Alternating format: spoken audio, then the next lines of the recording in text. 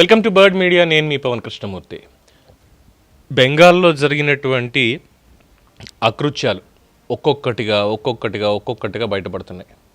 15 ఏళ్లలో ఏం జరిగింది, ఎలా జరిగింది అనేటువంటి విషయాలకు సంబంధించి గతంలోనే మమతా బెనర్జీ ఎందుకు సారీ చెప్పింది అనేటువంటి దాని మీద అర్నబ్ గోస్వామి విశ్లేషణ కూడా మనం చూసాం ఓడిపోయిన మూమెంట్కి. అండ్ దెన్ దాని తర్వాత జరుగుతున్నటువంటివి. టైటిల్ ఎందుకు పెట్టానంటే రాముడి వల్ల మనోభావాలు దెబ్బతిన్న బెంగాల్లో అని. ఎస్, ఎందుకు దెబ్బతిన్నా అనే దానికి ఈ ఫోటో చూస్తేనే మీకు అర్థమవుతుంది.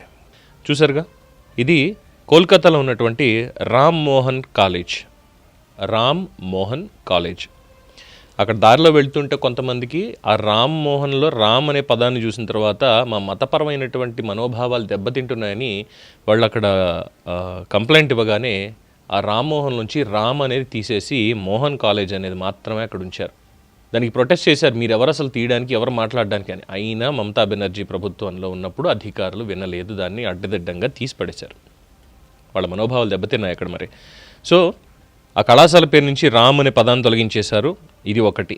అయితే దీనికంటే ముందు ఇంకా ఎక్కడక్కడే జరిగాయి ఏంటనేది చూసినప్పుడు అసలు ఎందుకు బెంగాల్లో మమతా బెనర్జీకి కానీ లేదంటే మిగతా వాళ్ళకి కానీ ఎందుకంత అంటే 15 ఏళ్ల పాటు అధికారాన్ని నిలుపుకోవడానికి చేసినటువంటి ప్రయత్నం తప్ప ఇంకొకటి కాదనడంలో ఏమాత్రం అతిశయోక్తి లేదు.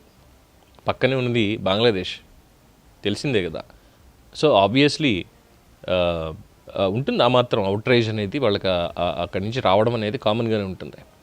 సో ఎప్పుడైతే ఒకసారి బీజేపీ అధికారంలోకి వచ్చిందో వరుసగా ఒక్కొక్కటిగా ఈ వివరాలు గతంలో సోషల్ మీడియాలో కూడా రానంత కట్టుదిట్టం చేశారు.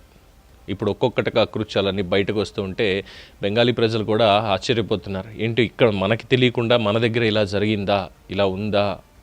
సో ఇప్పుడు చెప్పండి, మమతా బెనర్జీ దేనికి ఓడిపోయింది అనేది ఇలాంటి వాటి వల్లే ఓడిపోయింది. Point number 1. ఇదే సంఘటన ఇలాంటిదే యూపీలో కూడా జరిగింది.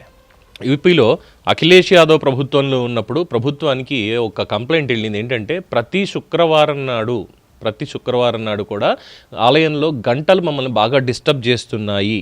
అప్పుడు ఏం చేశారో తెలుసా? పోలీసులు వెళ్ళి శుక్రవారం గంట కొట్టకుండా చేతులతో పట్టుకుని ఆపేశారు. శుక్రవారం రోజు మా గంటలు అక్కడ చాలా డిస్టర్బ్ చేస్తున్నాయని కంప్లైంట్ వెళ్తే.